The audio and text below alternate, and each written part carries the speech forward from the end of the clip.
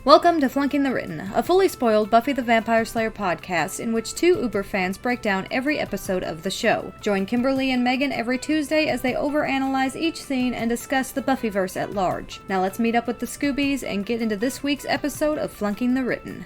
What can I say? I flunked the written.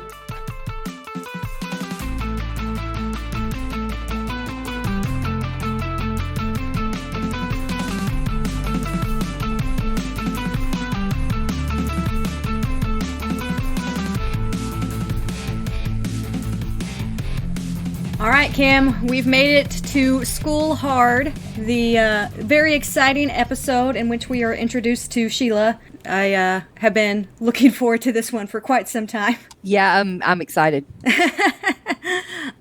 So this is a story by Joss Whedon and David Greenwalt, and then David Greenwalt went solo for the teleplay, and it's directed by John T. Kretschmer. The blurb is Buffy's mother gets trapped inside Sunnydale High School when a vampire named Spike arrives in town and launches an attack against the Slayer, which I think is horribly inaccurate. Yeah. Normally we're just like, oh yeah, that's a pretty accurate, blurb about the show, but I was just like, that's really like minimizing what actually happened. Yeah, it's technically true, but a very simplistic version of what happens. But yeah, so this episode, more so than any episode up to this point, is the reason why we have to have a fully spoiled podcast. There is no way I could talk about this episode without spoiling pretty much everything in the series. Yeah. So, just letting you know. I feel like that there are two ways to watch this. There's the watching it the first time through and kind of getting introduced to all these characters and getting a feel for like the new directions that the show's going through. And then there's watching this episode after watching the entire series and understanding that Spike was only originally planned to be in 5 episodes. And you're just like, how did they get him so right? And how did they like foreshadow so much with his character in something that wasn't supposed to happen at all? Yeah, I don't know. But it just went perfectly, didn't it? Yeah.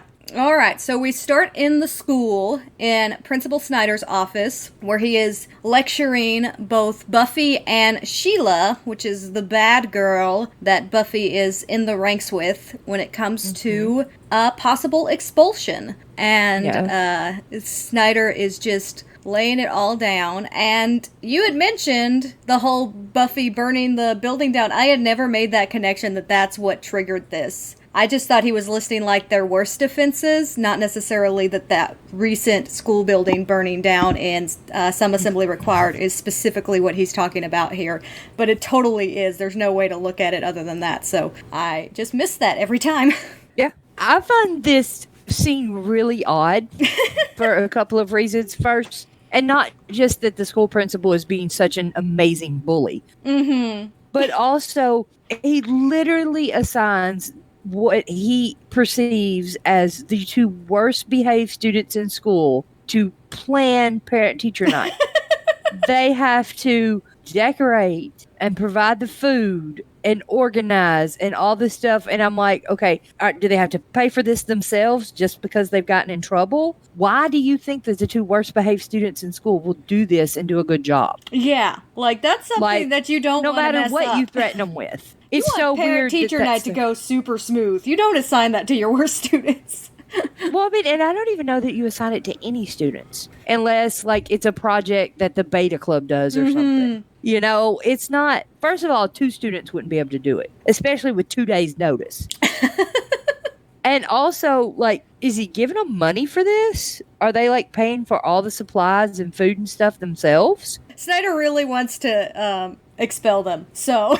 Well, and then he threatens them a lot that if they don't do this, if they don't pull this off, if it's not perfect, they'll be expelled. Their parents will come clean out their lockers. Like, it's over. See, I don't really think that as a school principal you can do that because 2 students didn't organize parent-teacher night well enough. But you misunderstand. He's not the school principal. He's the judge, jury, and executioner. Right. But, like, obviously you can do it for stabbing a teacher. I'm not sure why Sheila is still a student, because I would think in any school ever, if you stab a teacher, which apparently she did, then you would be expelled and possibly even facing some kind of charges. But I don't think she can be expelled because she doesn't do a good enough job cutting the food up for parent teacher night. Like, it's just weird, the whole scene. And, like, everyone in Buffy's life accepts this as a thing.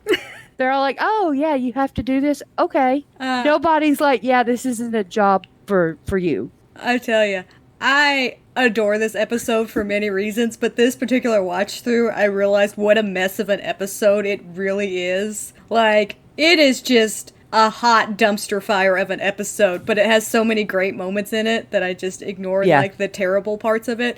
But yeah, everything with Sheila, everything with the parent-teacher night, all of it is just ridiculous. And honestly, we'll get into it as we progress, but pretty much everything with Joyce is terrible in this episode too, and she's a major plot point. Oh, I'll be interesting to hear your take on that, because I think that Joyce kind of redeemed herself as a good mom in this one. We will have differing opinions. We'll have to talk about that when we get to the end. Okay. Anyway, then we cut outside, and Buffy is complaining to Xander and Willow about how it's unfair that she's being compared to someone like Sheila, and talking about having to deal with the parent-teacher night and all of this burden that she has. And Xander says something very intelligent that, you know, she'll be fine as long as nothing bad happens. To which Willow and Buffy have the best response. I mean, they freak know. out. Now something's going to happen. Yeah. Murphy's Law. Yeah, absolutely. I mean, it is Sunnydale, which we're reminded of, because then we cut to the Sunnydale welcome sign. Welcome to Sunnydale. This is our first glimpse of Spike. Mm-hmm. Yay, Spike. The amazing grand entrance that starts the ultimate three-beat of the series that concludes in the finale of the Sunnydale sign being knocked over. Just fantastic entrance, iconic, and wonderful in every way. Yes. Spike is in most of the episodes throughout the end of the season. There might be a couple he doesn't appear in, although he's not a main character. Mm-hmm. And then he doesn't come back till season 4. Yeah. Like, he's not in season 3 at all, I don't think. But the ridiculous thing is he gets absolute gobs of screen time in this episode. In this one, yes. He is so heavily featured in this that it's just bizarre to me to think that they gave this much time to someone that they had planned on killing off in 5 episodes. Because he has gobs of screen time. This is our first vampire that has a personality. Poor Besides, Angel. Well, I mean, Angel is the all broody, tortured vampire, but we don't really know a whole lot about Angel. We also don't really lump him into vampires. Because this is the first vampire that's not all tradition, ritual, serve a master type stuff. Yes. Like, all the other ones have been like that. And Spike is not. He's just, and he has a personality. Like, he likes TV. He makes jokes. He quips. None of the others have ever done this, except maybe a couple of sarcastic comments from the master. Yeah. But that's it. And then we see that he also has affection, even love, for another vampire, Drusilla, who definitely has a personality, which is psychotic, but it's it's her personality. Yeah. In this single episode, there is more done to develop Spike's character than there is done for an entire season of The Master. It's just the truth of it, is that Spike's character came out so strong and with so much already kind of in place to make him a fan favorite. Like, there's just too much good there. I just don't think there's any way this character could not be a fan favorite. Yeah. And James Marsters does it so well. Although I did notice something. That, when Spike pulls into Sunnydale and he hits the Sunnydale sign and knocks it over, he gets out of the car and he says, "Home sweet home." That is never explained, I don't think. Yeah, and I've always kind of wondered, because of his love of film and poetry and quotes and things like that, and the theatricality of it, that he's just going for a line that's just for his own enjoyment. It could also potentially relate to the Hellmouth, but as we learn about Spike really in this very episode, but again and again throughout the series, is he's not a let's damn the earth, let's change everything about this world. He's just kind of enjoying living in the moment. That's always been his nature. So he doesn't he has doesn't no really desire to wanna, end the world. Yeah, he doesn't really want to take advantage of the Hellmouth other than to heal Drew. Yeah. Right, and we see like all kind throughout the rest of Angel, the rest of Buffy, and throughout all of Angel, we see history of Spike. There's a whole season about Spike and Angel, and then several other episodes early on that he guest stars in, and we see lots of history of Spike. But there's never ever any connection to Sunnydale before this trip to Sunnydale when he lives here. So I was just kind of home sweet home. Why? The next scene starts at the factory, and the Anointed One is there, sitting, kind of holding court with the other vampires, and they're discussing who's going to take the Master's place, and how this weekend is a thing called the Night of St. Vigius, and power's at its peak, and I'll do this, and I'll do that. One of the vampires, who, by the way, is in the script book named as Big Ugly. Okay. That's his name, Big Ugly. Says, it'll be the greatest event since the crucifixion when I killed the Slayer. And I should know I was there. And that's when Spike walks into the vampire den and says, you were there? Oh, please. If every vampire who said he was at the crucifixion was actually there, it would have been like Woodstock. I ought to rip your throat out. I was actually at Woodstock. That was a weird gig.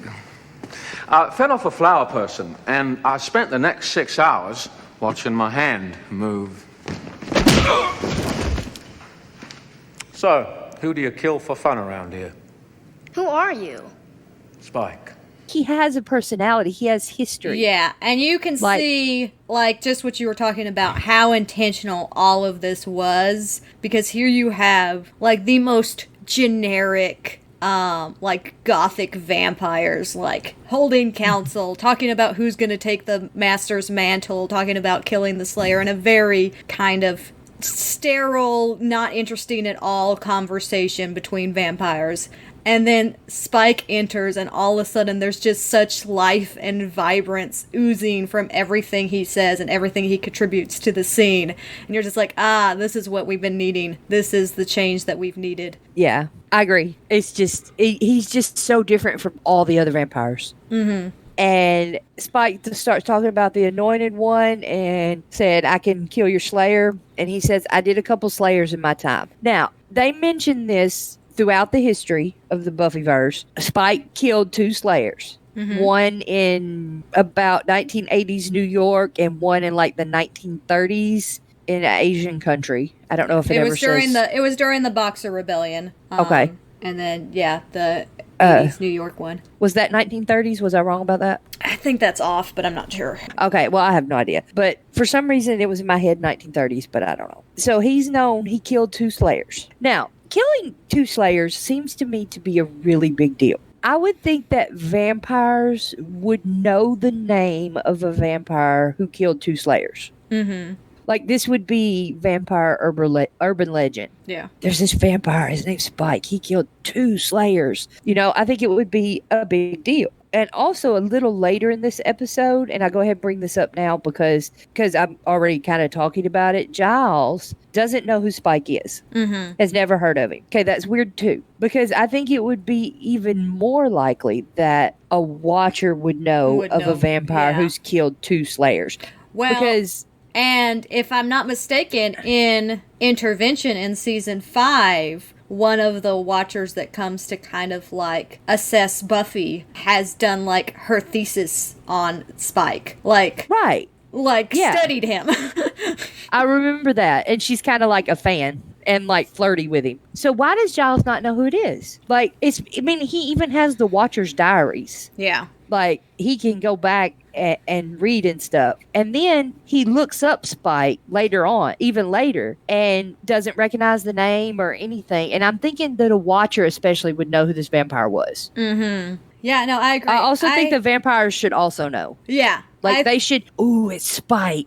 We whisper about him, that he's killed. Because killing a Slayer is a big deal. Yeah. Anyway, that was kind of my thing. Like, why does nobody know who Spike is if he's this bad vampire who's killed 2 Slayers before? Yeah. My issue with this scene is it undercuts a later scene where Giles reveals in a very dramatic way that he's killed 2 Slayers. But at that point, it's not, like, shocking to the audience anymore because we already know it because he just casually mentions it the very first chance he gets.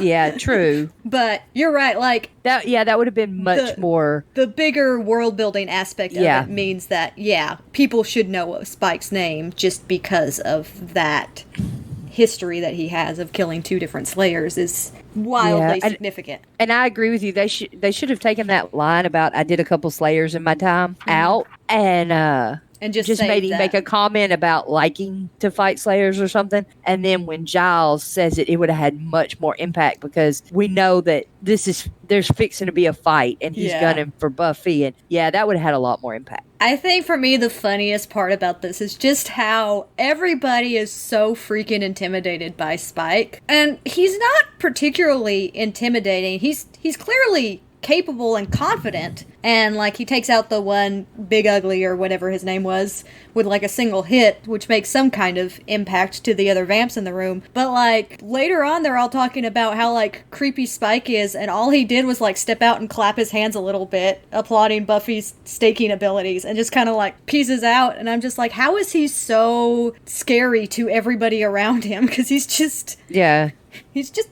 being a vampire, just kind of hanging out. Because he's such a different vampire? Maybe. He's just... People don't know how to handle him. Another thing to note here is that when he's referring to Woodstock, he talks about feeding and then having to sit for several hours and watch his hand move, which is the first time that we are given evidence that vampires are affected by any drugs or anything that may be in the bloodstream of whom they feed, which is something that I know for sure pays off in season 4 of Angel, because that's how Faith takes down Angelus. But I'm not sure if it comes up much more, particularly like spiking a bloodstream to let a vampire feed off of it and then get whatever was in the blood is something that's kind of, I feel like, set up here to where we understand that this is something that can be done, and then paid off again way later in the series, which I thought was an interesting through line there. And here, when he said it, was probably just a trying to make a joke type thing. But it does establish a bit of lore that I don't think we have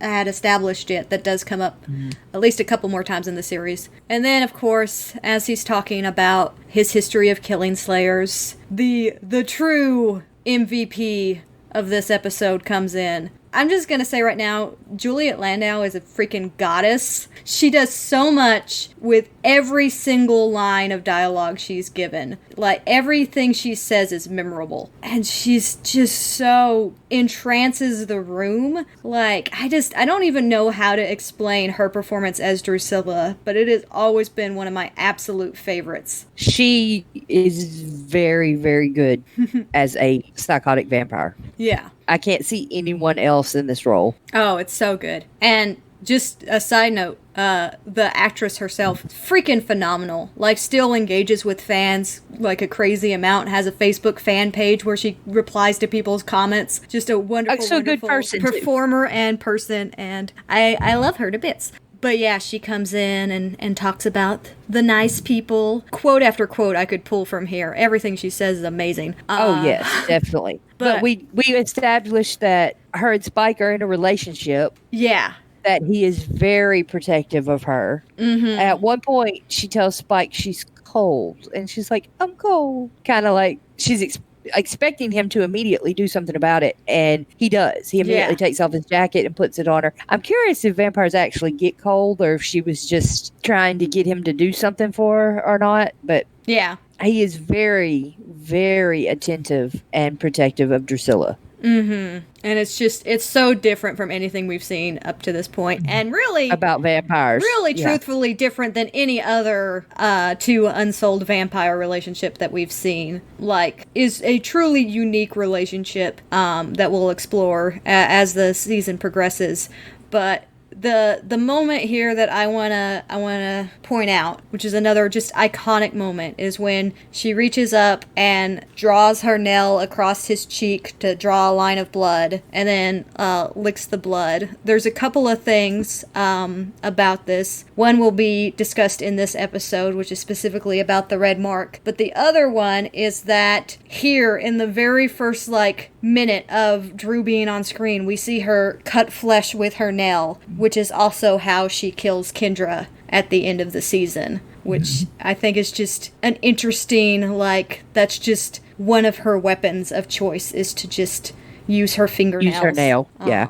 But yeah, Spike promises that he'll take care of the Slayer as long as, nobody tries to do anything behind his back, and then asks the other vamps if she's tough. And then it cuts to Buffy in her room, brushing her hair and saying, ow. Yeah, I got a grin out of that one. Now her mom comes in and they talk about her cream rents and allowance and move to parent-teacher night, where Buffy is reluctant to have it get here and happen, and Joyce is just like, well, you're going to get grounded forever and not go out with friends anymore if I don't get good news. Kind of very typical mom-daughter conversation, I think. Mm-hmm. Yeah, it's fairly standard.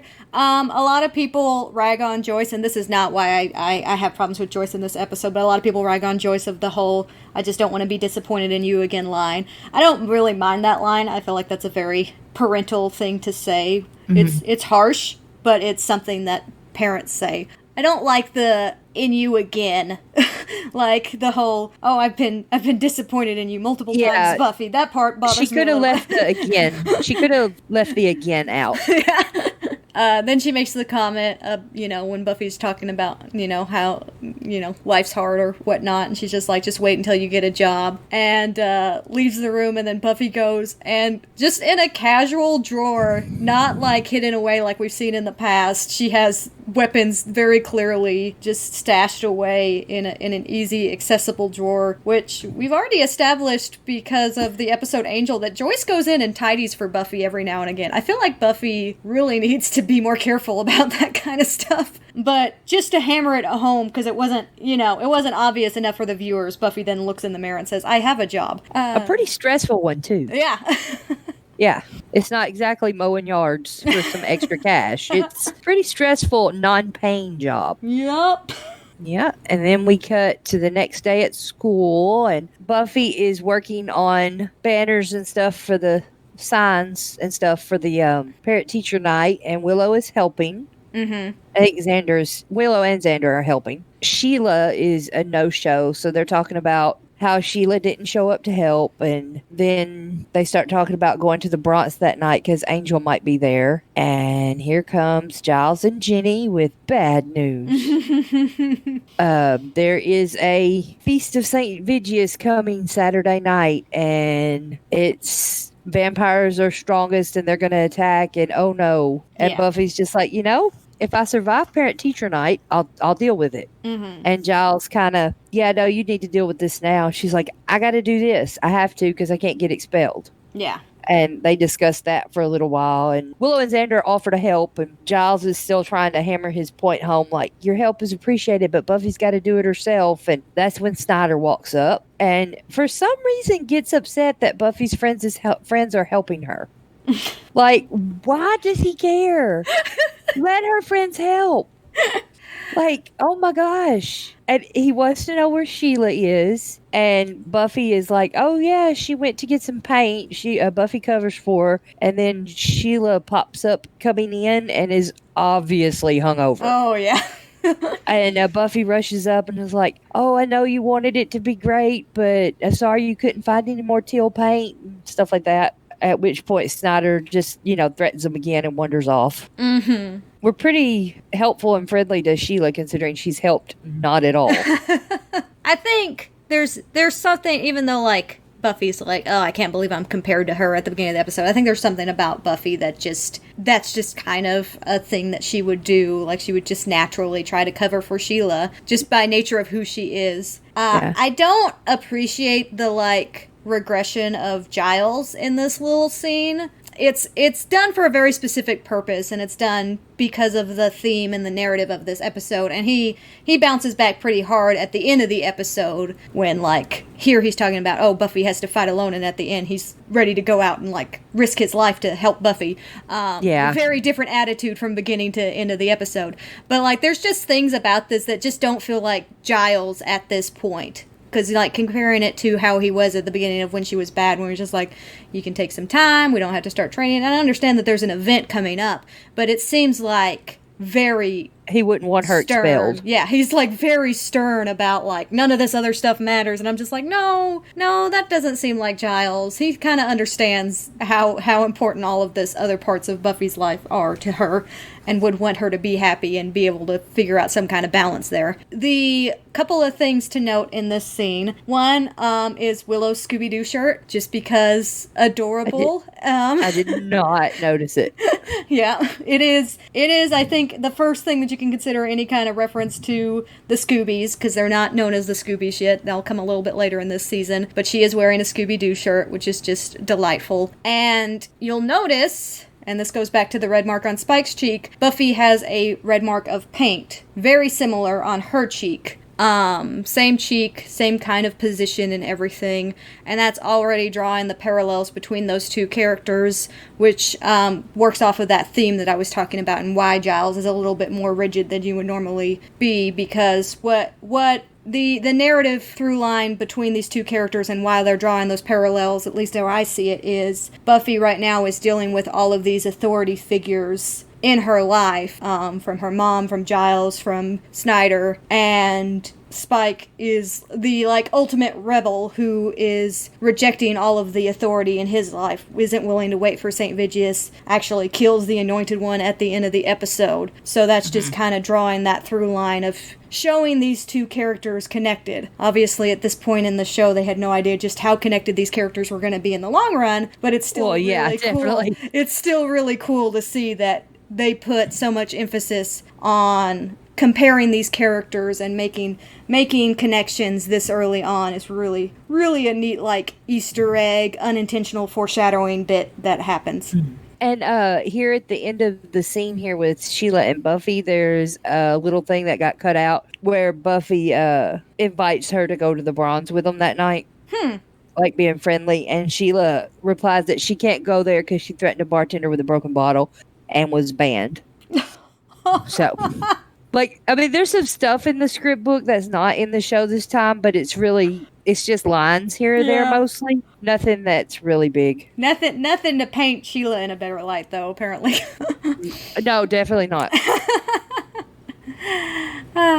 Okay, so then we cut to the Bronze, where the band Nickel is performing, and the first song that they perform, which is not really the dominant song of the two that they perform, is called 1,000 Nights. And I kind of want this to be Buffy and Spike's theme. I listened to this song in full, and in the lyrics, I'm just going to read a little section of it. In the lyrics, it says, 1,000 empty beds and sheets as cold as lead, a book you've already read, and when you wake, you'll wish that you were dead with me. It also has the line, 1,000 nights like this, a stale cigarette's kiss, a drink you can't resist, and in your head a voice, you'll always miss 1,000 nights like this.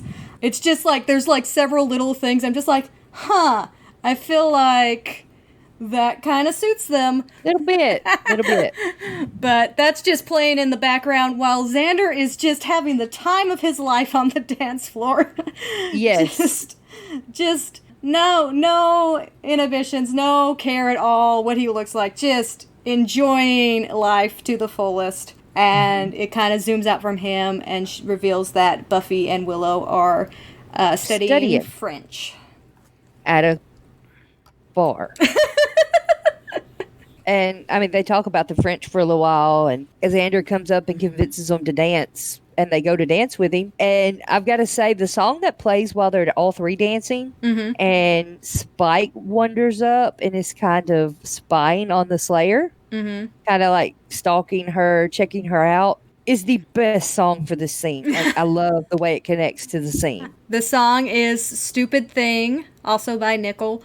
I could talk about this one scene for like an hour. The ultimate, like, just really fortunate thing that happened that was just like a behind the cameras decision that James Marsters made is he played this scene with attraction, which is just freaking the most incredible thing. But that has been revealed by the actor. He said, "Oh yeah, I totally played that. Much like the attraction a predator would have to its prey, but it works so well with the full context of the season or the series and what ultimately happens between these two characters." But yeah, this just scene of Spike just slowly skirting the dance floor and watching Buffy is freaking masterful. Yes, especially when at some point, I think it's in, I think the episode's called Love, and it's in season 4. And there's a flashback. It might not be called Love. I know it has love in it, I think. Are you talking about Fool for Love? Yes.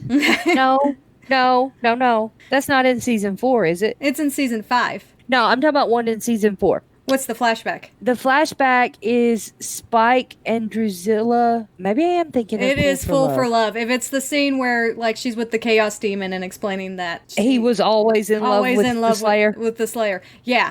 I so thought that was in 4. No, that's season 5. I just watched that episode for a very specific reason that I'll get to later on in this episode. But okay, yeah. Oh, I know what happened. That's the episode where he is, or like Buffy gets hurt by like a brand new vampire and he's trying to teach her. I had that confused with the episode where Spike kidnaps Willow to do a spell, which actually is in season 3, not 4. So my bad. But yeah, it is retconned into the show later on that Spike has always been in love with Buffy, and the fact is that you can watch season 2 and see that is pretty incredible. And this isn't like the only time that's kind of hinted at. Yeah. There's some very choice things that Spike says about Buffy where you're just like, man, he is so in love with that woman. Yeah, definitely. Okay, I'm going to go back to this real quick because I'm trying to get my timeline straight. Is that in season 3? Because I thought that Spike didn't show up at all during season 3. He has one episode in season 3. One episode. Yeah. Okay, he so that's back. it. Yeah, he comes back to basically after Drusilla breaks up. Basically, right after that scene that you're talking about, that's the flashback scene. He comes back to Sunnydale. Yeah, I got you. Okay, I've got my timeline straight now. Yeah. So then Spike, as he's watching Buffy around the dance floor, he looks at another vampire, which I think, the script says it's Big Ugly. Yeah, I had it as Big Ugly. I didn't have his name as Big Ugly, but I had it as the same vampire as Big Ugly. Tells him to go get something to eat. Mm-hmm. And then walks close to Buffy and acts like he's scared because some guy is attacking someone or trying to bite someone. And Buffy immediately reacts and takes off because, she's the Slayer. So, which just awesome scene. It's a ridiculous scene. Like, really watch everybody in that particular clip. It's freaking hilarious. Because Spike comes in, announces someone's out there trying to bite someone. Buffy reacts and runs off. Xander and Willow just kind of still awkwardly and uncomfortably dance, and nobody else reacts to the fact that Spike's come in and been like, I need a phone to call the police. Right, and he's not at all convincing. No, he just says it in a completely dry. It's so funny voice. Like you could tell he's not even trying to act well here. Like in the concept of the show. Yeah, he's not trying to act like he's actually concerned about somebody. He's just like, hey, I need to call the police. There's, it's awesome. I love it. It's very Spike. Yes. Anyway, yeah, Buffy runs out and starts taking on Big Ugly, which is hilarious because at like the beginning of the episode, he was so confident in his ability to take on Buffy. He was just like, I'm gonna be the next master, baby. I'm gonna take her out. You're all gonna be bowing at my feet, and pretty much just gets dominated this entire fight. There's one moment where like he flings Buffy against the wall and Buffy's kind of caught off guard and has a slight moment of like, oh crap, he's got a little strength to him, but then immediately gets the upper hand and I don't think ever really loses it again. Yeah. Although Buffy does not have a stake. She doesn't. She went running out without one, and that is not like her. Yeah. Well, when someone's actually in the act of biting, I guess you can't stop and grab a steak. Yeah. Although I think it's hilarious when she tells Xander and Willow to get her a steak, and he goes into her purse to get one and finds a tampon and like screams. Yeah. So a couple of notes about this. There's actually something very significant here. The less significant thing is that suddenly the table that they were sitting at only has Buffy's bag and all of their books are just magically gone. Yep. You know, whatever, continuity is a thing. But there's 3 things that he removes from her bag, and this is a whole lot of symbolism in one little like jokey scene where he goes to get the steak. The 3 things that he pulls out is a yo-yo, which I had mentioned from the previous episode, makes an appearance again, a tampon, which he freaks out about, and then finally the steak. And those 3 things are supposed to represent Buffy's childhood, her adolescence, and then her adulthood. So you think so? The yo-yo is supposed to represent childhood, the tampon's supposed to represent like puberty and the teenage years, and then the steak is the ultimate symbol of, you know, adulthood. Her Slayer side has caused her to have to adult faster than others of her peers, and those are the 3 stages of that. I guess they decided on that later or something, because in the script book, it literally says Xander races to the table, upends Buffy's purse, and claws through lipstick, makeup, keys, hairbrush, and finds a tampon. Mm-hmm. So there's all kinds. It's like a normal purse. Yeah. Then. What I have understood, and this is a widely acknowledged fan theory. I'm not sure if any of the writers have actually confirmed that these symbols mean exactly what we think they mean. But this is a widely accepted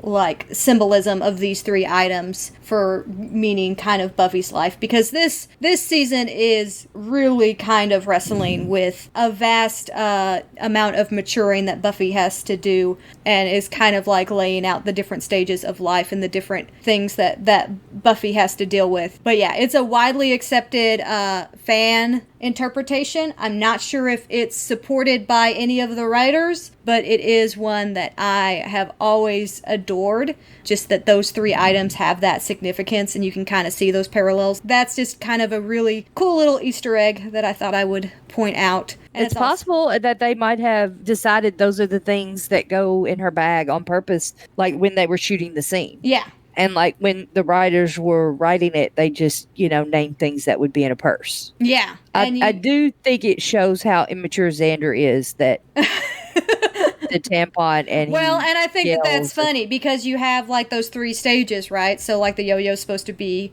child and then teenager and then adult, right? Xander's not even to the teenager stage yet. It seems like he couldn't deal with the tampon. So it's kind of it plays on a couple of different levels, but it is something that's like a lot of people have written about and theorized about, and it's just a random like cutaway jokey scene where Xander's afraid of tampons. Yeah, but it also, I'm sorry, I love this. I think the scene in the show is funny, but the scene in the script book is also funny because it says that he claws through and he, lipstick, makeup, hairbrush, a tampon. And then it has him going, and it says he drops the tampon like a hot tampon. Hot tampon? And then finally finds a steak. And I just think it's funny the way it's written. Like, drops it. It's not like drops it like a hot potato or drops it like a firecracker. It's like he drops the tampon like a hot tampon. And I'm like, what is that? That's my favorite. What? Okay. So, yeah. So that scene was definitely planned for him to have that reaction. I'm like, what? On fire or something? Anyway. Okay. So, Xander runs back out, tosses the steak to Buffy, who quickly takes care of the vampire who's been alive since the crucifixion. I mean, come on. Yeah. So very long time.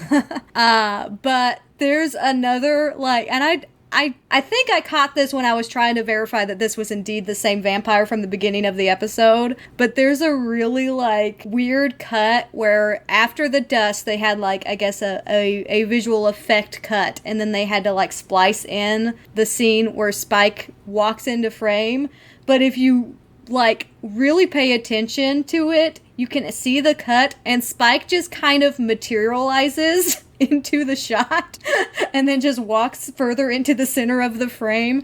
And I spent, like, I don't know, probably a good 2 minutes just rewatching that and laughing hysterically because he just, like, I'm gonna have to go back to watch it. It fades into the frame out of nowhere, and you're just like, man, why have we talked about that ability that Spike apparently has? Yeah. And he walks up and is very, like, immediately says the most Spike thing ever. Nice work, love. Who are you?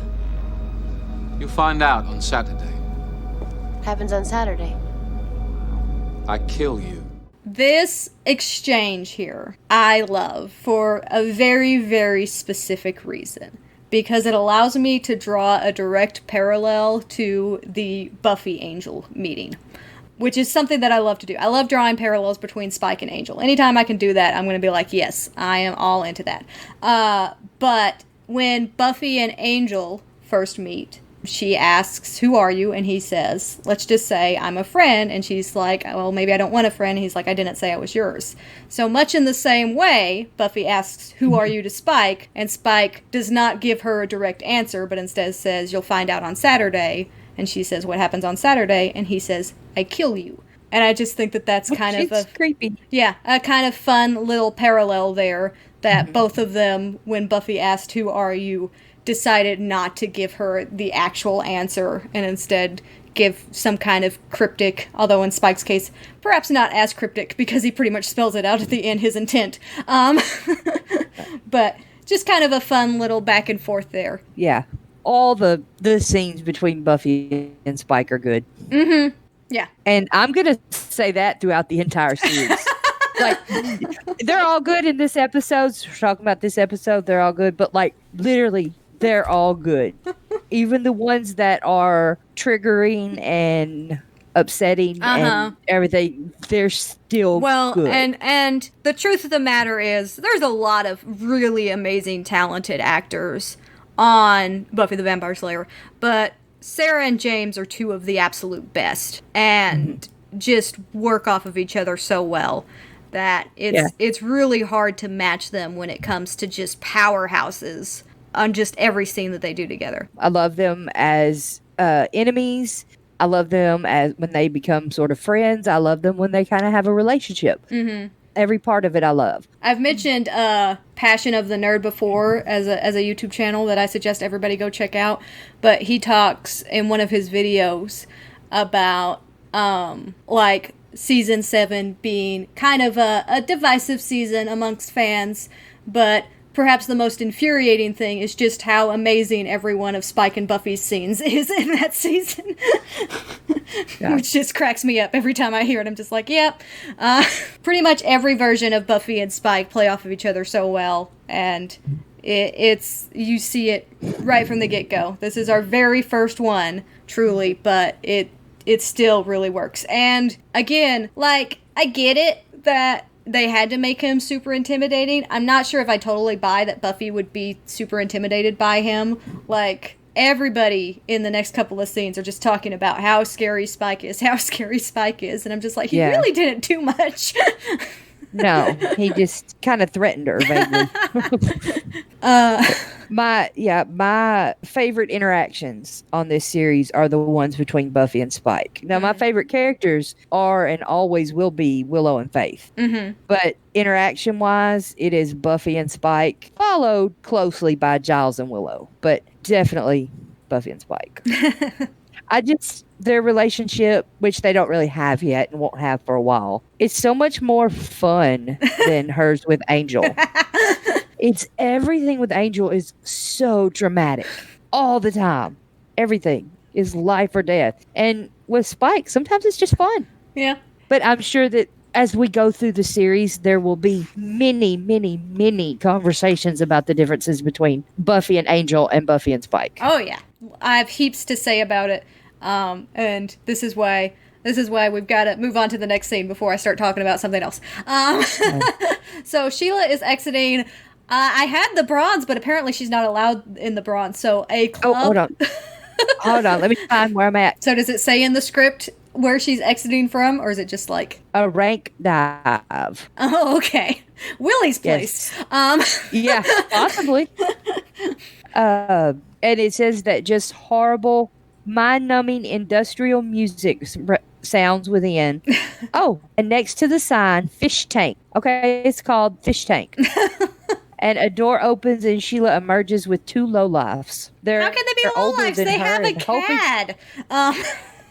Yeah. Oh no, they're older than her and hoping to get some. Oh, yeah. Is what we're supposed to get from this walk they have with her. Yeah, she talks to them about their car and all that, and then they kind of get yanked away. But Sheila is drunk and doesn't really notice for a few seconds, and then she starts looking for them, and Spike shows up. Mm-hmm. And I love this answer because Sheila goes, "Who are you?" And Spike says, "Who do you want me to be?" Yeah, he never just gives his name. Yeah, and he starts flirting with her and kind of gets her to follow him, and it in the script book, it describes this as her being hypnotized by him. Mm-hmm. I just wrote Sheila is into it. Yeah. Which is how I read the scene. Then we're at the library and it's nighttime. So they've actually gotten to the point where they don't wait until the next day to tell Giles really important stuff. Progress. They've gone back to the library and they're all there. They're discussing Spike. Giles mentions that he doesn't know who Spike is and maybe he went by a different name and times passed. And I've got it in my notes here again that a vampire who killed 2 slayers should be known by a watcher. Mm-hmm. But we've already discussed that, so we'll just skip it this time because we've already talked about that a lot. They talk about what they're going to do and whether they should run away. And Angel shows up. Yes. Standing in the doorway, and Xander jumps because he wasn't expecting it, which happens like every time Angel shows up, I think. And Angel starts telling Buffy about Spike. Yeah, in a very weird impassioned speech about just how terrible Spike is, which I both love and kind of think is hilarious, knowing the full context of the series and their relationship, especially in season 5 Angel. He's really talking up Spike in this moment, but it helps with the intimidating factor here for sure. And I do enjoy that they drew this connection immediately. It's not fully fleshed out. It'll take a while to get there. I do like that Angel is kind of the first one to give them at least a little bit of insight into how dangerous Spike is. And then Buffy and Angel have this conversation about dating because he didn't come to the bronze, which is pretty funny. But then Willow. Wow, 2 centuries of dating. If you only had 2 a year, that's still like 400 dates with 400 different... Why do they call it a mace? And it's the cutest, most adorable, hilarious thing ever. Super hilarious. Technically not a mace, technically a flail, but I'll give it to her. I mean, the show later on calls a straight up axe a scythe, so I can't necessarily begrudge them for their misnaming of weapons. It's tradition in Buffy. But yeah, it is a hilarious little talking out loud and then realizing that you're talking out loud moment, and it's just played so cute, and it just makes me love Willow all over again. Mm-hmm. And then Giles asks Angel a question, and he's gone. He's already disappeared. And I put in my notes that because I was paying attention, there's still no Jenny reaction to Angel or to Buffy and Angel talking about dating. Still no reaction from Jenny. So I'm watching closely. I'm glad that you said that, and when she was bad, that Angel's just weird, ominous warnings may be done. Nope, still here. He just pops up to say, "Oh yeah, Spike's a bad dude," and then basically leaves without giving any actual information. Yeah. And then we cut to Spike and Drusilla's room at night, where Drusilla is talking to one of her dolls. But in the script book, before this scene, we are at the factory with all the vampires, and it says that Spike and Drusilla are noticeably absent, and the vampires are doing like this chanting ritual and kind of talking about Spike and Drusilla. Okay. About how they're not there, and the Anointed One asks where Spike is, and one of the vampires says, Spike, he doesn't really go in for religion, and the Anointed One says he should be here. And the vampire says he's with the woman, he's always with the woman. And the Anointed One is very unhappy, and then they all go back to doing their ritual chanting, which they do constantly. Yeah. And then we go to Spike and Drusilla's room, where Drusilla is punishing one of her dolls and telling it that it will have no cakes today. And turns it around backwards. And we find out in this scene that Drusilla was attacked by an angry mob in Prague. It's still like not entirely clear what happened to Drusilla, but something made her physically weak. Yes. That apparently the Hellmouth can restore. I love everything about Drusilla disciplining the dolls. It's just... Whose name is Miss Edith. It's so tragic when you understand the full context of what happened to her, what Angelus did to her, and how she became a vampire. Like, all of that is kind of implanted in her, and is part of the reason why she's the way she is. And it's really like, you see these scenes and you're just like, oh man, this is creepy and stuff like that. But when you really know the full context of everything that happened to her, you're just like, this is so sad. Yeah, I try not to think about how she became how she is, because it's so much better to watch it not thinking about all that tragedy and what Angel did, because, well, then it's just horrifying and sad. Absolutely. And we'll have a whole episode dedicated to that later on in the season. So we'll definitely. We'll get to that. But yeah, they kind of talk about basically everything that was in that scene that was cut out, that the boy doesn't trust Spike and that he needs to go and chant with them and all of this stuff. And then you'll notice in the background, Sheila is tied up, and eventually Spike, in a bartering system to say, okay, I'll go and, make nice with the other vampires if you eat something. And it's just one of those, like, very casual things that just makes you be like, oh man, vampires are gross. And then Drusilla talks to her doll again and tells her if she'd been good, she could watch with the rest. And it's just like, really? Yeah. Another thing to note, because we've already talked a little bit about Spike loving TV, but there is a TV in their room. It's very prominently displayed as they kind of like pan across, and I'm just like, yep, that seems appropriate. And as we find out later on, Spike likes daytime TV, which is an entirely different thing than enjoying TV. I'm just saying, pointing that out. There's a big difference between just like, I like TV and I like daytime TV.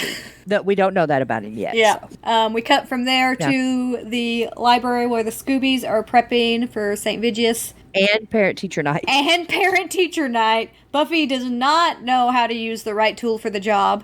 And I don't understand why she is cutting vegetables in the library. Yeah, like, and not where they will be served. But okay. I don't know why they're doing all of this in the library on parent-teacher night. Yeah, you would think some parents would be like, let's go look at the library. Yeah, I want to see the library. I want to see the library at my kid's school.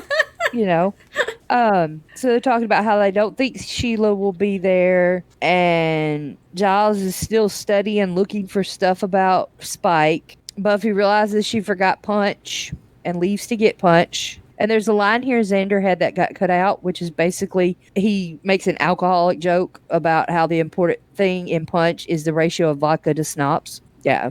And then it just kind of didn't make it in, I guess, because high school. Probably. Cordelia, a thing to note is Cordelia is there helping them. Yeah. Like, just totally part of the group. And again, I just accept it. I don't care I'm happy that she's here, and it delights me to no end. Also, I think the Cordelia and Xander stuff in this scene's really telling. Oh yeah, definitely. I like that, she teases Xander about not getting dates, and I like that when Buffy leaves, those are the two who reach for the snacks. It's just lovely little parallels between those two that are being drawn that I enjoy immensely. Yeah. Cordelia makes the comment that you don't need this many steaks because she's tired of whittling snakes. Steaks, not snakes. Steaks. Don't whittle snakes, people. Do not do it. No, it's not a good idea.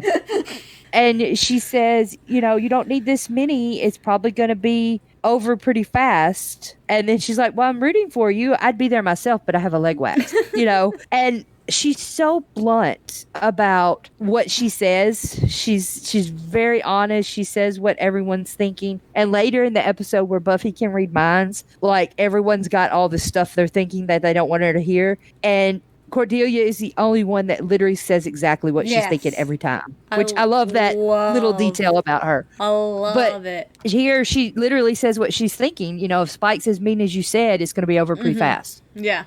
She also has the brilliant line. I can't remember what episode it's in, but she also has the brilliant line is that, tact is just for people who don't want to say true stuff. No, thank you. Or something like that. And I'm just like, God. I don't remember when she says that, but it's definitely. They nail her philosophy on that kind of stuff down so early and just keep it there, and it's brilliant. Yeah, and I wanted to point out that this kind of shows Xander has a type.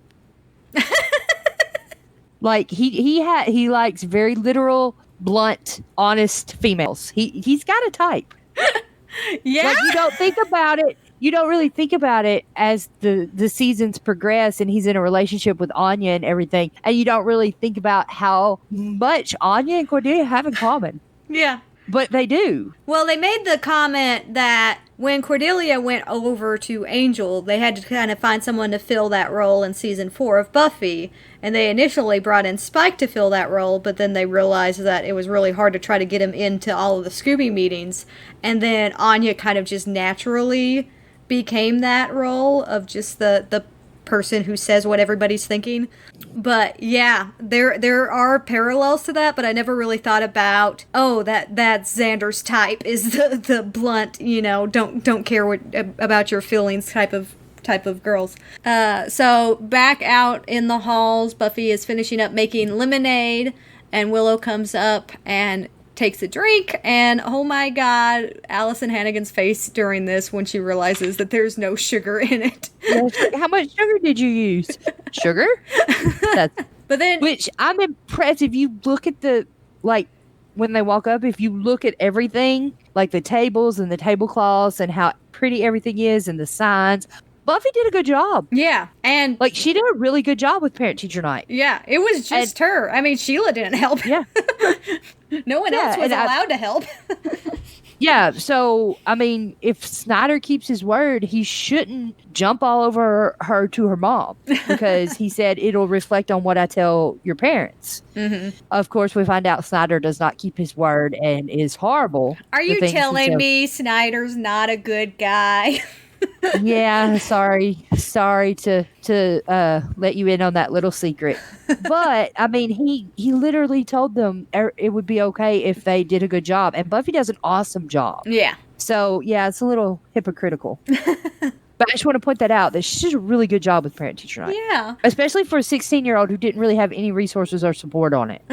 So Buffy's mom comes up and they decide Willow's going to take her around to show her stuff. And I think they start with the French class because the library is occupied. Yeah. And at this point, it is 6:15. And then we break to a new scene where it is now 8:45. And I'm like, what? Parent Teacher Night lasts 3 hours? Really? But I can see it lasting 3 hours for the teachers. But don't a student and her parent come and they're there for 20 minutes and then they leave? Yeah. Yeah. And they come and go all night. Well, you gotta realize too, Willow's just been giving Joyce a tour for 2.5 hours at this point. Right. There shouldn't be that much to that campus. No, there's not. And Cordelia comes up to Buffy and kind of starts downgrading her looks, but mentions how great her mom looks. And at this point, all the efforts to keep Snyder and Buffy's mom away from each other fail. And she goes to Snyder's office to talk. Mm-hmm. Which, again, is not fair because Buffy did a really good job. Then we cut back to the library where Jenny and Giles are talking. And Giles has found out who Spike is. Mm-hmm. And found out that he has killed 2 Slayers in the last century. Mm-hmm. And, well, no, that says in the last century, so I wonder when the Boxer Rebellion actually was. I looked it up. It's like right at 1900. 1900, okay. Right around I there. don't know why I was thinking 1930s, but okay. Yeah, and I've got in my notes, why isn't he some kind of a legend? Yeah. I It just really think bothers it's me. really funny because this is like really like shot and edited in such a way that it's supposed to be like a dramatic reveal for the audience. But again, we've discussed that we already know this because Spike blabbed earlier. Yeah. So I agree with you 100% I there. feel They like- should have cut that line. yeah, I feel like this kind of falls flat on the reveal. It's just weird. But you'll also notice this is one of 2 horrible inaccuracies from the rest of the series. But it says that he's barely 200, which is not true at all. Spike is only really around 150 years old at this point, based on all of the dates that I could find online. I know he was turned in 1880 for sure. But yeah, I wish that earlier line had been cut out. Barely 200. Huh? No, because that would definitely mean that he's over 200. Yeah. So, yeah. Which initially, and the other thing, I mean, is I think initially they intended him to be sired by Angel because you have that whole line at the end of it. But they kind of explain that with how Angel sired Drusilla, so technically it was the same as Angel siring Spike. Yeah. I remember when they kind of discussed that. Yeah, it's still not really... I don't think it's really the intent of this episode. I think when they call him a sire in this episode, they meant literally Angel sired Spike, and then later they had to kind of try to retcon it a little bit. Yeah, but they do address it. Yeah. Like they try to fix it by kind of explaining that he was like his grandsire. Yeah. Later on, Spike specifically calls Angel his grandsire, so which is in this scene, just adorable. Yeah. Principal Snyder and Buffy's mom come back, and Buffy's really upset. And in the script book, the description is Snyder and Joyce return. Buffy doesn't have to ask because Joyce looks at Buffy like she wishes she were never born. And I'm like, oh, that is harsh. Like, harsh. Because I'd have just been like, she's upset with Buffy. Well, and here's my question, like, what did Snyder tell her? Like, yeah, even in this version where she's just like in the car now, I'm just like, but what did he say to her to get that big of a reaction? Yeah, and it says Snyder gives Buffy a gotcha look, which I didn't see in the actual show. And then he goes to turn the lights off, which, what is that? Like, who's cleaning up?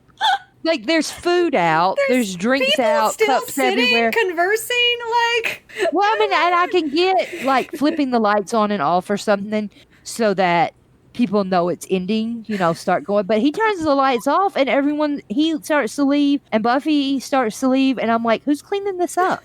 Like, are we just leaving this all out here till Monday to let, bugs and rodents eat it? What's going on? No, the same custodial guys that handle the dead bodies will take care of it. It'll be fine.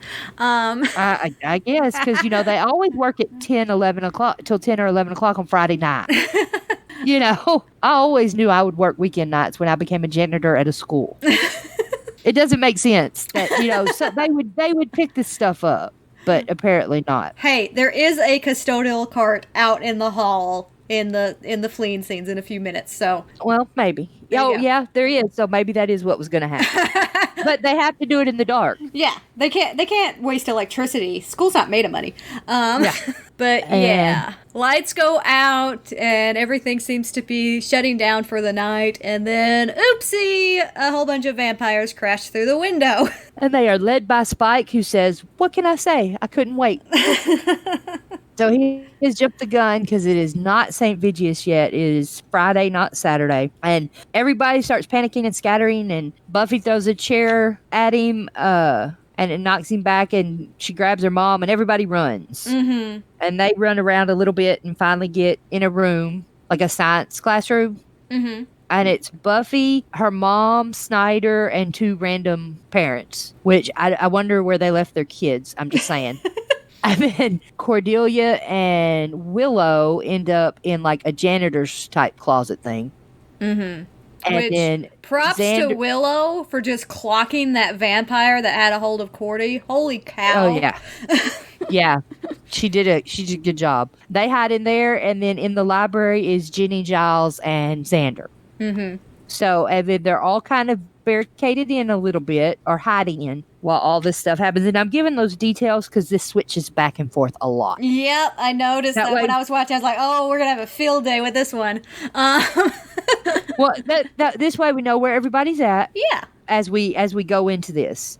Mm-hmm. So, yeah, basically from there, we have a vampire announce that the power has been cut to Spike, and then when asked where the Slayer is, he just goes, well, she either went that way or that way. Yeah. To which Spike is not happy.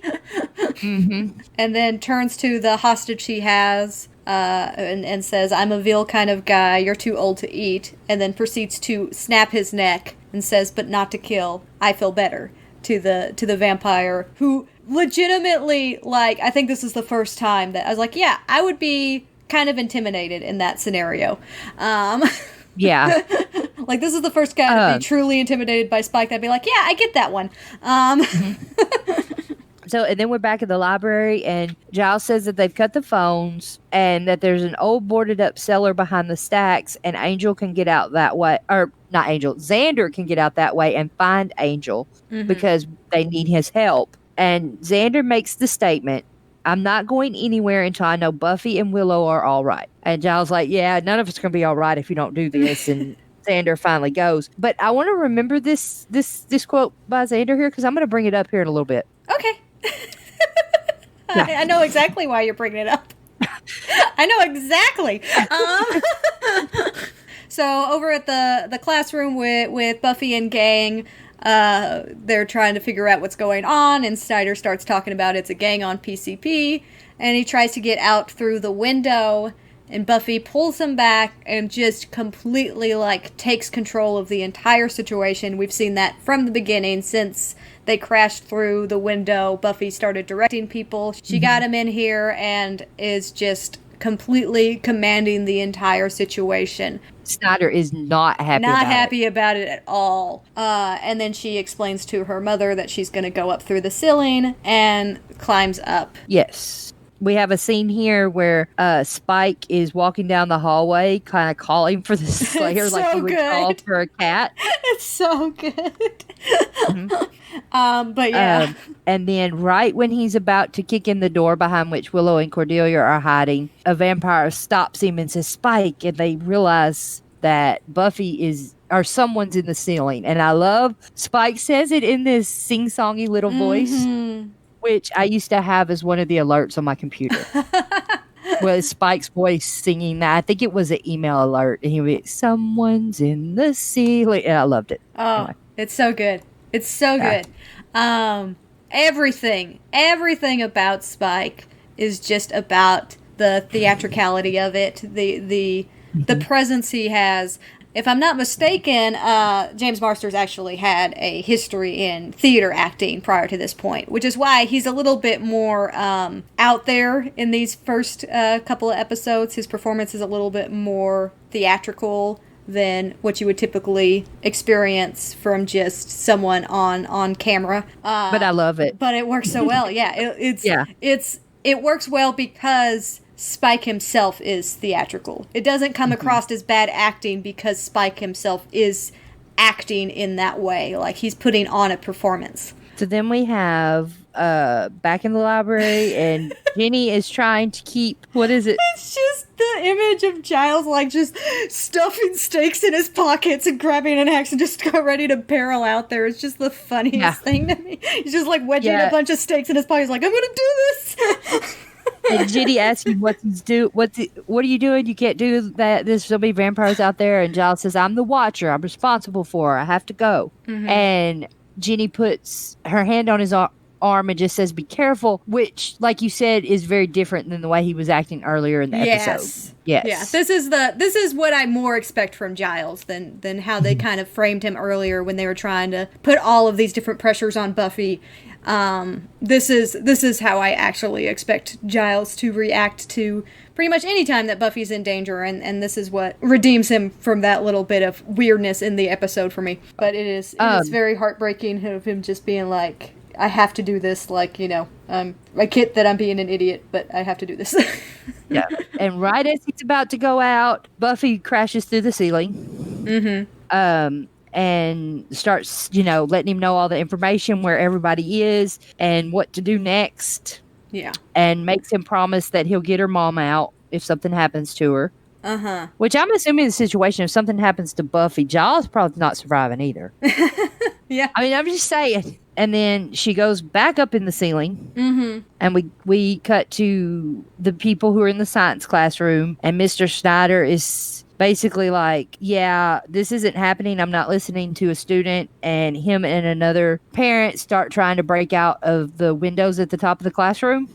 And then we're back in the hallway where a vampire is trying to break down a door. And Spike is just kind of standing there watching him bang into the door. And the vampire turns around and says the door is solid. It's a good door. It's a good door.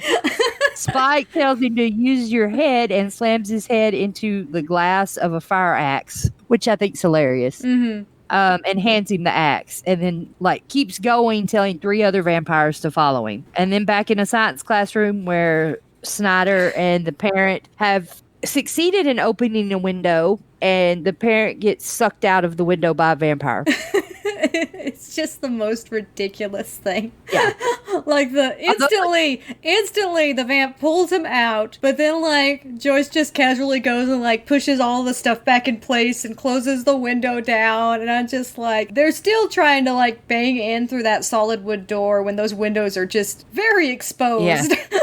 And it clearly... Well, yeah, and I think it's funny that it took 2 grown men, Snyder and another parent, a few minutes to pull these pieces off the window. These metal pieces off the window, and Joyce hops up there and just kind of pushes them back all by herself in a second. But yeah, and so they're standing there in the room, and Buffy is crawling along, and we cut to Xander and Angel outside the school, and I love the way Angel plays this. Xander asks him if he has a plan. Angel grabs Xander and kind of drags him into the school. Mm-hmm. And at this point, we check in on Cordelia and Willow once, and they're still sitting there, and Willow tells Cordelia to pray. Yep. And then Spike goes and grabs some metal framework from the windows that they crashed through, and hands one of them off to another vampire, and they start using those to puncture the ceiling tiles as Buffy's crawling across the ceiling. And just clever as all get out. I gotta give props to him for that. That's super smart. But yeah, then Buffy apparently bypasses all of that and then drops down and kills the vamp that was outside of the classroom that her mom's in. And Sheila shows up. And is basically there's some weird guys out here. We've made comments about Buffy's Slayer sense and sensing vampires and stuff like that, but... Yeah, I totally have that in my notes. How does she not know? What part of her would think that Sheila would also just decide to come to, the school at the very, very tail end of parent-teacher night? At 9 o'clock at night. Yeah. Just be oh, you finally showed up. Mm-hmm. I guess we could say she's distracted. But yeah, it's weird. Sheila grabs the axe and says this should be fun, and then it cuts to Angel and Spike. Angel's dragging in Xander as a hostage, and the 2 vampires greet each other, and they go for the hug, and you got this lovely shot of Spike's face just not loving it. Yeah. But then Angel kind of goes along with this act of, oh yeah, I've been basically just putting on a I'm all tortured act for Buffy, keeps her off her back while I feed, and Xander makes the comment, I knew you were lying, and and I think Xander is not clever enough to realize this is a trick. Like, I think Xander is actually, I knew you were lying. And I'm like, really, Xander? Yeah. But yeah, then Angel offers Xander as a little like peace offering, I guess, to Spike. Asks if he would like a bite. And then it cuts back to Buffy and Sheila, who are in pursuit of a vampire. Buffy instructs Sheila to stay behind her, which is foolish, but fortunately Giles notices that she is raising an axe to strike Buffy and calls out to her, and then Buffy very quickly gets the upper hand again, manages to stake the vampire that they were pursuing, and Sheila pieces out. And we never see her again. One thing in my notes at this part, I have that Buffy Slayer senses seem to be absent again here.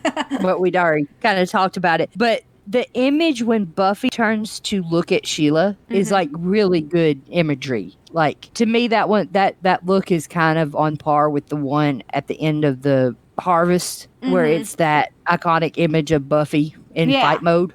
Oh, yeah. Yeah, it's a really good one. Sarah Michelle Gellar is so little, but if you give her a good shot from, like, under, like, rising up and let her just have that intimidating face, you're just like, yeah, she could freaking destroy me.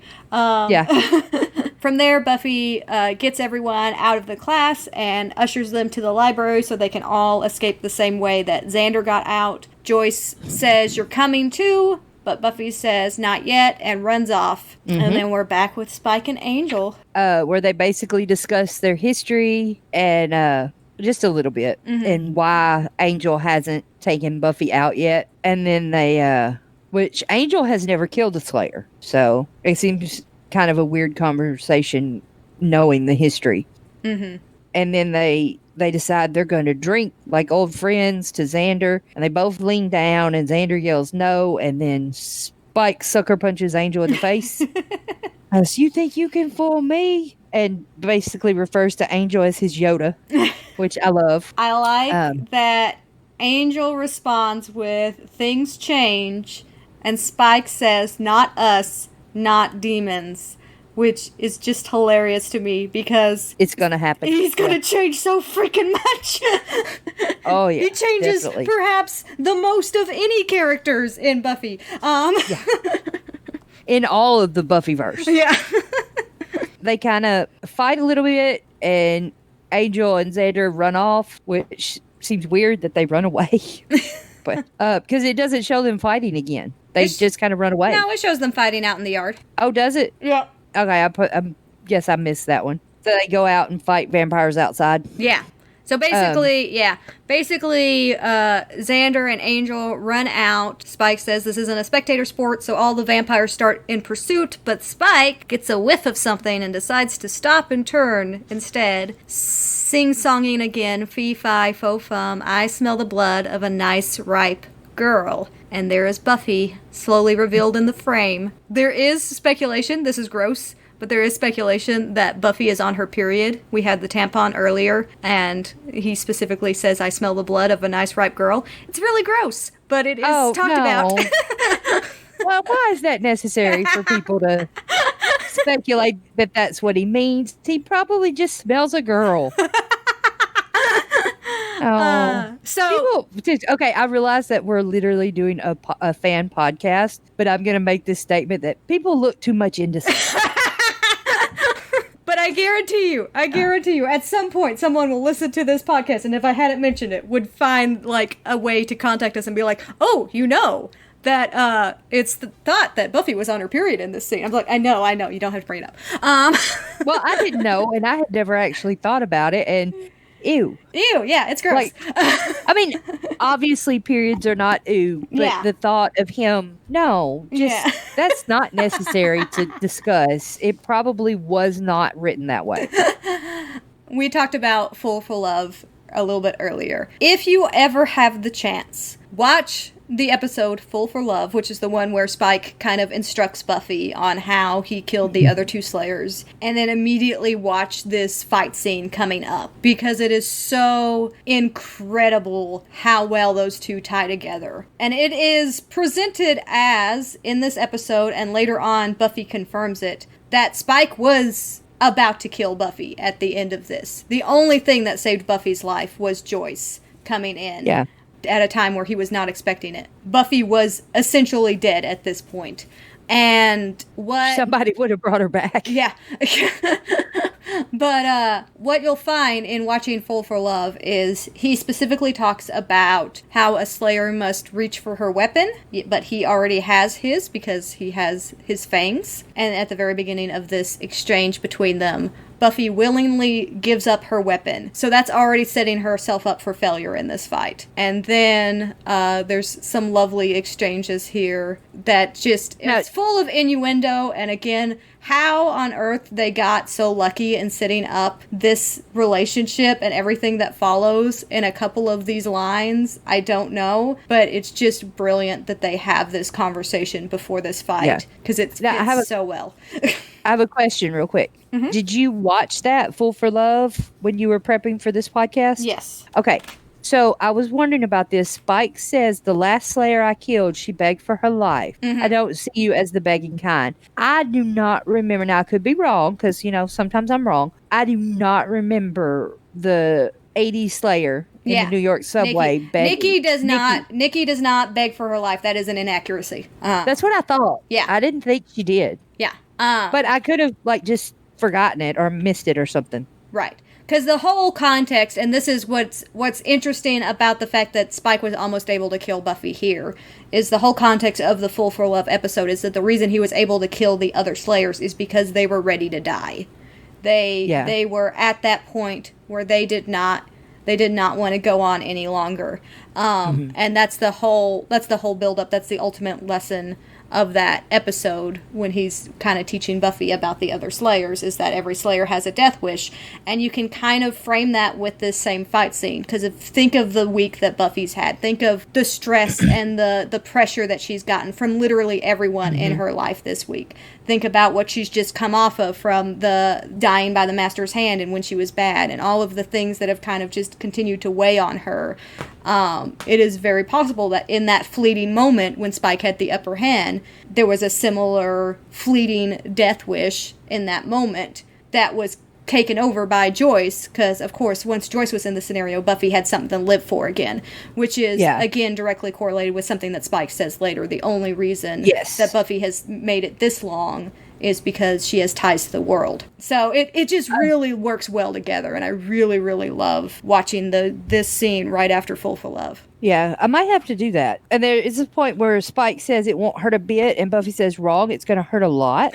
Which is specifically what I was referring to when I was talking about, oh, crap! Yeah, but in the show, when she says that, he just hits her. Like, he hits her. In the script book, he is supposed to have a hesitation and look scared. And I don't see that. I didn't see that in the show. No. But when she says that it's going to hurt a lot, he's supposed to look scared and kind of hesitate. No. And he doesn't. Like, he immediately hits her in the show. He's like, I'm not doing that. Which is the right choice. Based on Spike's character overall, that would get Spike so amped to fight. He'd be like, oh, yeah, we're doing this. I'm so into this. Yeah. So they start to fight. And we do cut outside. Xander is being held, like chokeholded by another vampire at one point, and Angel saves him. I was probably writing notes when that part happened. And then it also has a quick cut of them fleeing through the library, and Joyce stops and turns around. But then we basically cut back to the final blows between Buffy and Spike. Spike flings Buffy into a wall and then punches through the wall when she dodges, and then Buffy kicks him, and with the comment, now that hurt, he rips a board from the wall and just clocks Buffy hard, and then makes the comment, but not as much as this will. And this is when he's preparing for the killing blow, and Joyce hits Spike on the back of the head with the fire axe and says, the beautiful, beautiful, you get the hell away from my daughter. Buffy gets up, Spike's on the ground, Spike makes a comment that's sexist, and runs off. Yeah. And Joyce tells Buffy, no one lays a finger on my little girl. Mm-hmm. And the fight's over, and we flash outside to where Snyder is talking to the chief of police. And the chief says, it's over, they all got away. The chief says that there's bodies, and Snyder makes a comment that he told that person not to go through the window. Yeah. I do think it's interesting to note there was only 2 deaths in this whole siege situation. There was the one that there'd have been a lot more if it wasn't for Buffy. Yeah, there was the one that we saw Spike kill, and then the one that was pulled through the window. And those are the only 2. That's what the police chief confirms there. 2 bodies, one in the hall and one on the lawn. Giles and Ginny walk out of the front of the school, and Giles says that he'll understand if she decides to start avoiding him, and she very cutely takes his arm. And again, God, those 2 just make me make all kinds of aw noises whenever I see them on screen together. I would point out that scene is not in the script book at all. Oh, well, brilliant addition. It was shot and added completely later. It was not planned. So yeah, and then we have Angel and Xander is questioning Angel's plan, as he should, because I still don't really understand what Angel's plan was. Maybe he was going to try to convince Spike to come back later or something? I don't know. But it still kind of shows a little bit of petty jealousy from Angel in this moment too. I think that there is. Well, it says Angel, as Xander says, and if he bit me, then what? And Angel says we would have known he bought it. Yeah. And he kind of says this seriously and walks away in the show, but in the script, he's supposed to be kind of making fun of Xander when he says it, grinning and stuff. Kind of like a joke. Yeah, I totally read it more as I'm still kind of jealous of this guy in the actual filmed version. No. And then we have a conversation with Buffy and Joyce. Oh, wait, before that, though, we have the reveal that Snyder and the police chief are both in on something. They talk about the truth, and then they say, nope, gang-related PCP. So that's a big moment still don't for know Snyder. If they actually, we still don't know if they actually know who Buffy is. If Snyder actually knows who Buffy is. Yeah. Or not. We don't really know anything other than Snyder seems to know something about the truth of Sunnydale. And so does the police, apparently. So then Buffy and Joyce are talking, and Buffy wants to know what Snyder said. Joyce says that Principal Snyder told me you were a troublemaker, and I could not care less. Mm-hmm. And she says lots of good things about Buffy being brave and resourceful and thinking of others, and I'm going to sleep better knowing all that. Yeah. And I personally, right here, feel that this was really good parenting. I have issues with this. Okay. My thing is kind of that all kids are different. All kids aren't going to be great at the same thing. And not everything is about test scores and grades. Yeah. And I agree with that. She's happy that she has a daughter who's resourceful and thinks of others and can take care of herself. And those are good things to know. And I'm not saying you don't still have to go to school and do your best, but it's not the be-all, end-all. Yeah. There are other things just as important. And I really like that Joyce recognizes that here. Yeah. I have no problems with, Joyce being okay with Buffy not doing well in school. That's not a problem for me. My problem is how okay Joyce is with the fact that Buffy seems exceptionally good in a crisis scenario and able to handle her own in fights and stuff like that, and that somehow is going to allow her to sleep better at night, that Buffy so willingly threw herself in an incredibly dangerous scenario again and again, crawled through ceilings, told her mother to run off while she was still in a school with a bunch of, bad people trying to hurt them. Gang members on Yeah. But then again, in Joyce's mind, this is never going to happen again. Because think about your life. How often does this stuff like this actually happen? Yeah, but think about Buffy's Joyce has history. no idea. Even right, from just Joyce what has Joyce no idea even from just Buffy. what Joyce knows, she knows that something is going on. And this is a big moment at the end of this season, right? When Buffy even calls her out on it. How many times have you washed blood out of my clothing? This is again with the saying clothing instead of clothes. Oh yeah, weird. I know. Whatever. And I'm not entirely sure if she says clothing there, but she does. She says clothing. It's reinforcing that idea of Joyce's willful ignorance, and the line particularly, I'm going to sleep better knowing that, is the one that really, like, bothers me, because I'm just like, I'd be, like, sitting down with my child and explaining, like, there are authorities and people who are meant to handle this situation. You probably shouldn't have been the one trying to save everyone here, because she doesn't know that Buffy's a Slayer. She doesn't know that that's Buffy's job. It's just her 16-year-old baby who she's supposed to protect and like, she eventually goes back to save Buffy, but, like, for a while there, she's willing to let Buffy just go out on her own, and it just seems weird to me that she goes through all of that and is just like, yep, I'm gonna sleep really good because my daughter's a badass. And I'm just like, but how is your daughter a badass? Aren't you curious about that? Well, I mean, it is Sunnydale, and she probably, by next week doesn't even remember this happening. Yeah, that whole amnesiac cloud thing is gonna come through, and she's not gonna remember any of this. But yeah, and then the final cop car leaves, and we cut in to Cordelia and Willow, who are still in the closet. So you want to rant about Xander here? Yes, I want to rant about Xander here, and I want to rant about Buffy here, and possibly Giles as well. And also the police department. A little bit.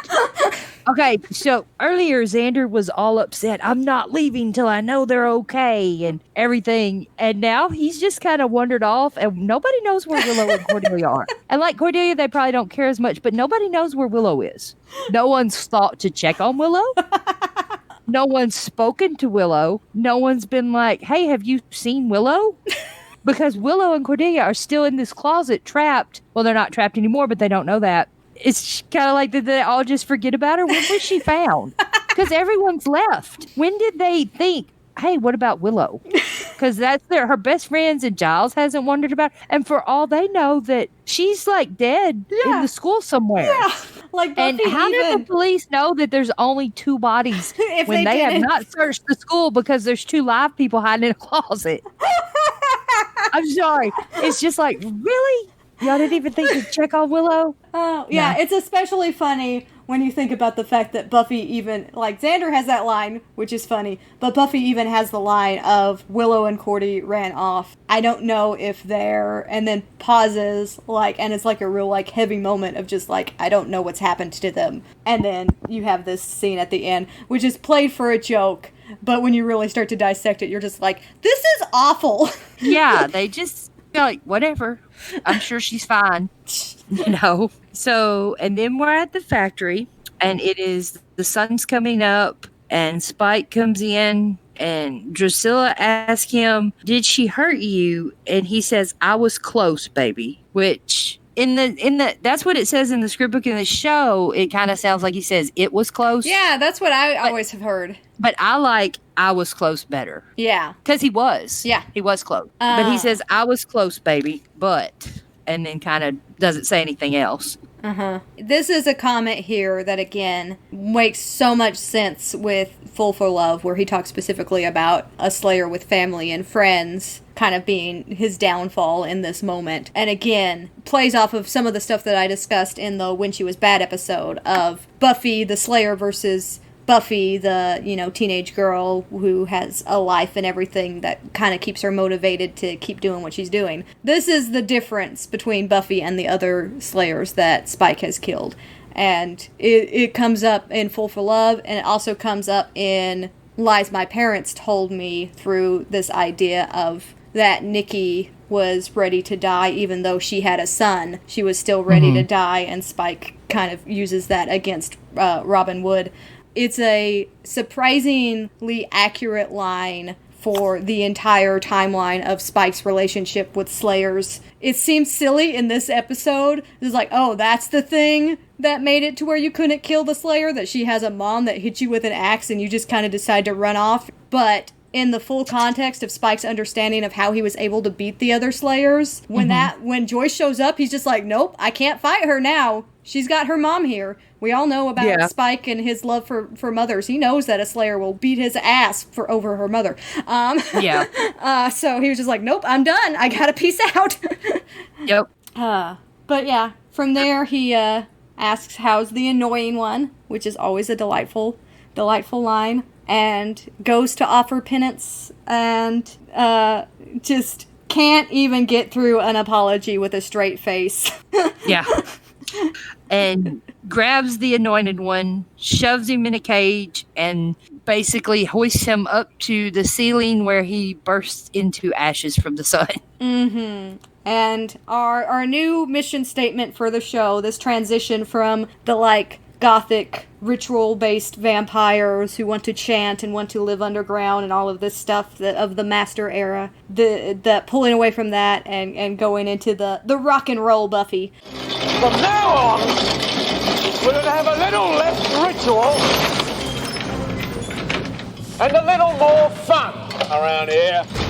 It's a very important quote that is a mission statement, changing the theme of the show, changing the direction of the show. And it's given to Spike. Yeah. Again, who in this episode doesn't really make sense to have such an important quote. But fortunately, he turns out to be a very significant character overall. And it's just like, anytime I watch this episode, I'm always just baffled that he was supposed to die at the end of What's My Line Part 2 and never be seen again. I'm just like, how?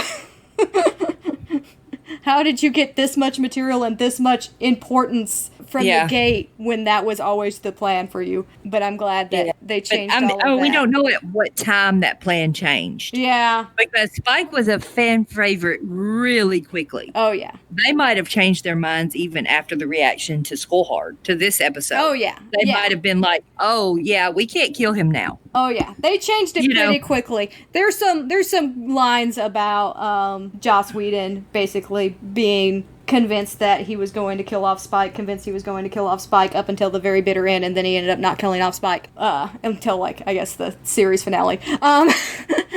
Yeah. But that's okay. He comes back, because that happens a lot. Yeah, not really. He didn't really kill off Spike.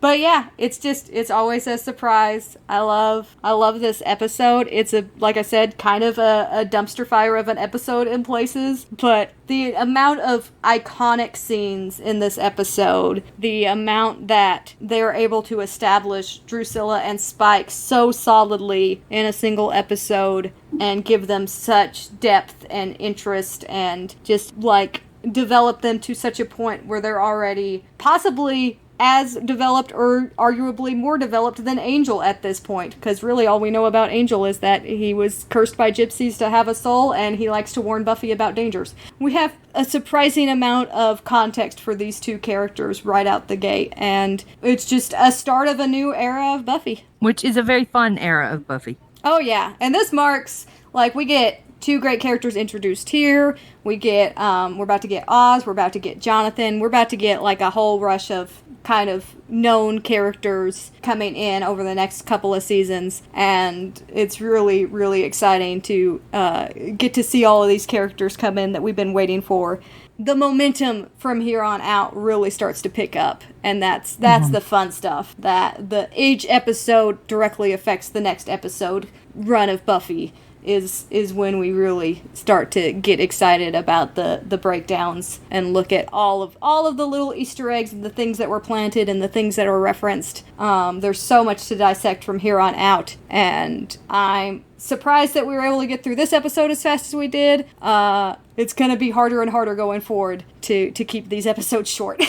I'm very excited about getting into season 2 of Buffy and some of the next episodes, because there's a few that are coming, like Ink and Mummy Girl and Reptile Boy and stuff, that are kind of one-offs, but we're getting into the ones where everything's a continuation. All right, so that was School Hard. We're not really going to give any kind of recaps. I think we're both fans of the episode. Yep. I think we like it. Next week Very much. is Ink and Mummy Girl, which is our introduction to Oz, I believe. So that's going to be fun, and we're going to get Who is that girl? Yeah, we're going to get a nice Xander-centric episode to possibly complain about. So we'll have fun with that. Yeah, we should. Well, anyway, thank y'all all so much for listening, and this is where we say sayonara. Bye.